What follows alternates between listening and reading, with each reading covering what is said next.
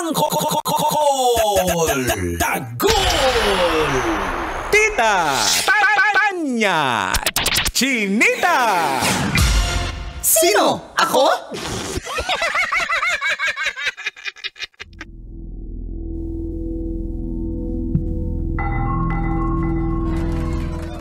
Magandang umaga.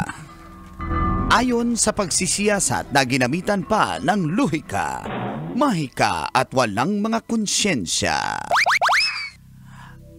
Ako si Mang Gas at ito ang Siko. Sino ako?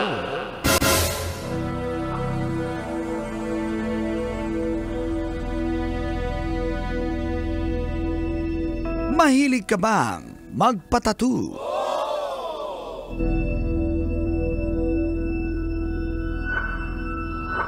Isang Chinese man ang nagpalagay ng tattoo sa kanyang mukha. 24 years old na binansagang si Mr. A.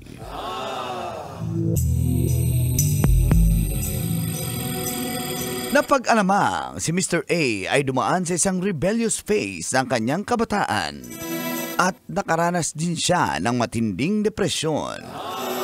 Naging outlet niya ang pagpapalagay ng tattoo sa kanyang katawan. Subalit, isang desisyon ang ginawa ni Mr. A, ang magpalagay ng skull tattoo o bungo na tattoo sa kanyang mukha noong 2018. Tampok sa disenyo ang maitim na butas sa palibot ng kanyang dalawang mata, gayon din sa kanyang ilong at bibig. Namukha talagang bungo na nilagay sa kanyang pagmumukha. Nagpakalbo rin si Mr. A na may disenyo na pattern ng utak na tao. Subalit, makalipas ang ilang taon, dito na naramdaman ni Mr. A ang malaking problema dahil nahirapan na siyang maghanap ng trabaho.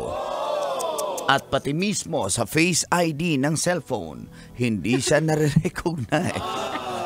Ay nako, kung di ba naman, Tanji A. Sising-sisi si Mr. A. At dahil dyan, sinimulan niyang linisin ang kanyang katawan.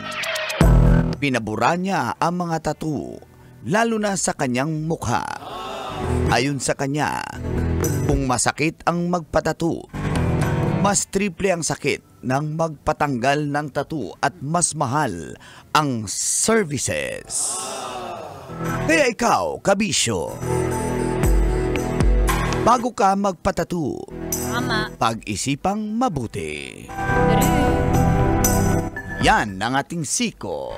Sino ako?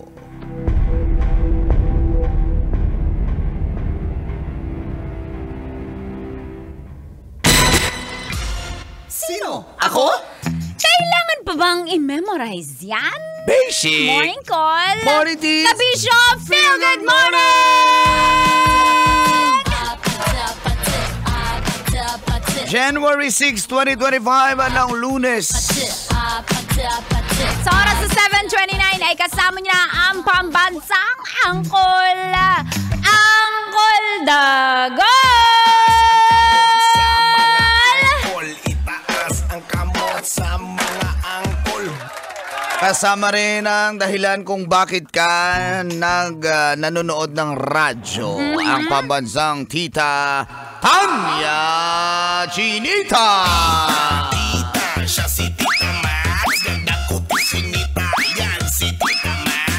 Tita, siya si Tita Max. Ang sinitang tita ng La Radio Manila. Tita Max. Dagang salamat at good morning din sa pangpatagal ng oras namin, Mang Kano. Good morning. Di na ako magpakanta para diretso Buti na. naman. Diretso na. Ikaw, Mang Kanor, sa edad mo na yan at sa kapangitan mo, hindi mo naisip magpatato? Tato tong mukha ko. Tato yan. Tato to. Oh, Bakit? pangit Ibig ka? sabihin, mas pangit ka dati. Hindi ko sasabihin. Akala ko kasi magagwapo ako sa tatong ito eh.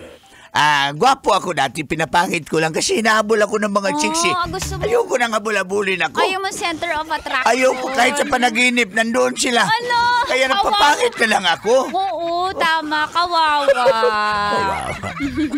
Pero ikaw, Col, ikaw. Ako naman, hindi ko pa naisip. Parang ano lang, nung nakarang party, di ba, may ako yung tattoo. Kunya-kunyari ang tattoo. Nabili sa Lazada. Nung una, parang okay siya tignan. Na parang, okay, art siya, astig.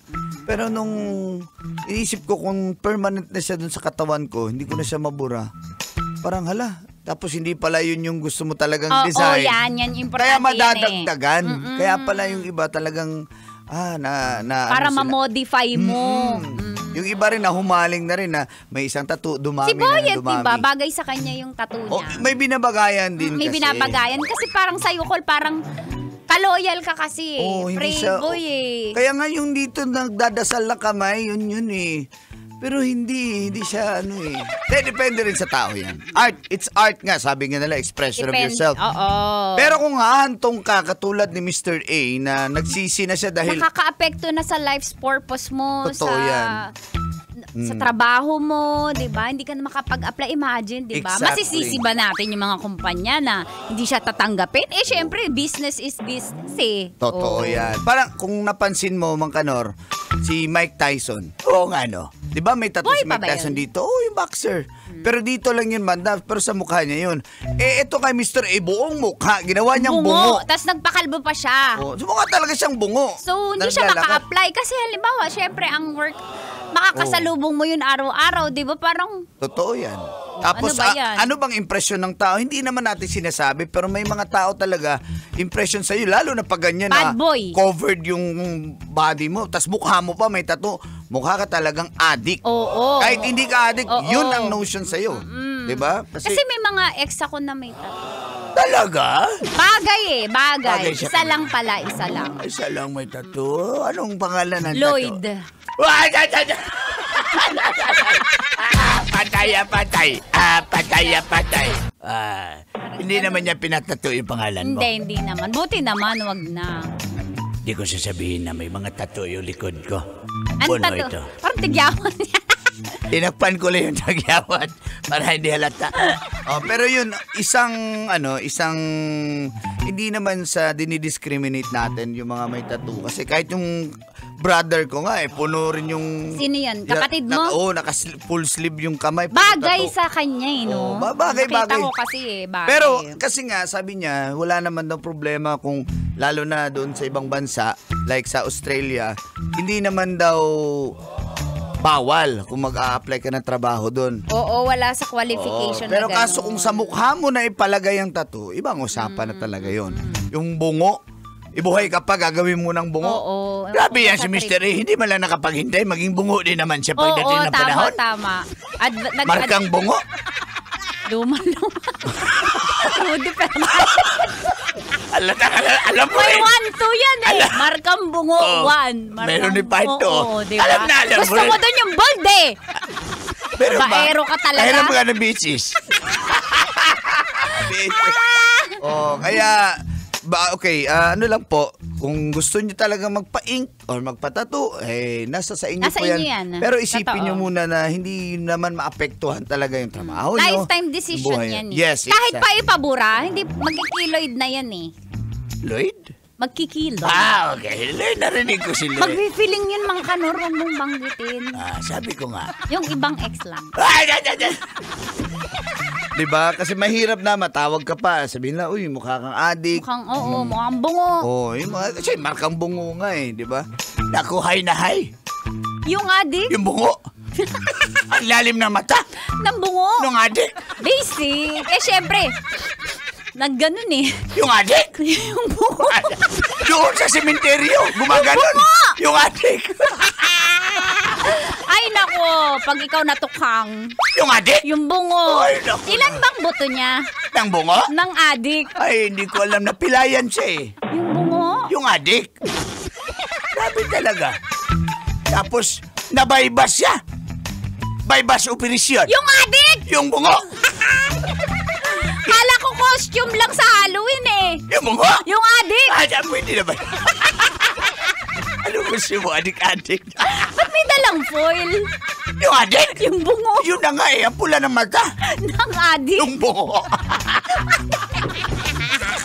Sumayaw ng thriller. Sandali. Maniniwala na sana ako, ladies and gentlemen. Kasi meron na thriller. Sumayaw ng thriller yung bungo. Thriller night. Yung bungo. Hindi na nakikinig eh. Yung bungo. Yung adik. Kaya nga Para to, hindi mahuli ng pulis. yung adik. Yung bungo. Nandoon sa ibabaw ng wan, sumayaw. Maniniwala. Nandoon. Nandoon nga. Yung adik. Yung bungo. Kaya pala nandun sa loob ng medyo. Yung bungo. Yung adik. Adik kasi. Sa'yo. Adik sa'yo. Pwede bungo sa'yo. Last ko na. Tuloy-tuloy po pakikinig mga drivers sa to na natatraffic sa oras na ito. Padayon lang sa pagpaminaw Ingat! sa istasyong number 1. Ito po ang 90.7 90.7 Love Radio. Kailangan po bang i-memorize yan? Basic!